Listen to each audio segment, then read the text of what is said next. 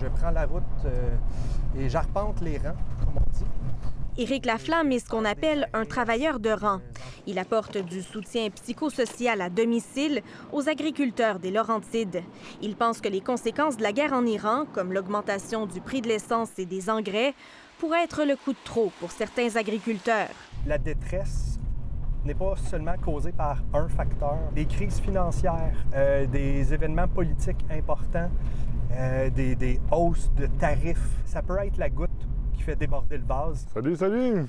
Ce jour-là, le travailleur social rend visite à un producteur laitier dont les coûts de production risquent de décupler en raison du prix de l'essence qui a explosé. Chaque tank, 5000 litres. En décembre, on payait 1,20 environ, ou peut-être un peu plus. Puis là, le prix, je pense qu'il va être proche de 2 $. C'est sûr que c'est un stress et qu'on peut pas contrôler. Même chose pour l'engrais, dont les prix se sont envolés depuis la fermeture du détroit d'Ormuz.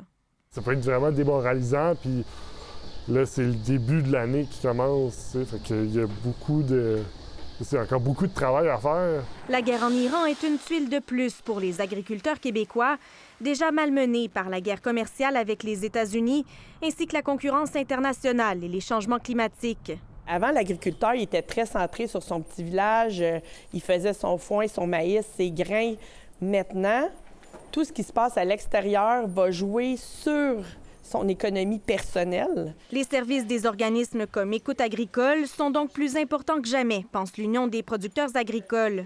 Les besoins sont toujours plus grands, on ne réussit pas à répondre à tout le monde. Des fois, de parler à quelqu'un, juste ça, des fois, ça peut libérer. Un travail que cet intervenant promet de poursuivre.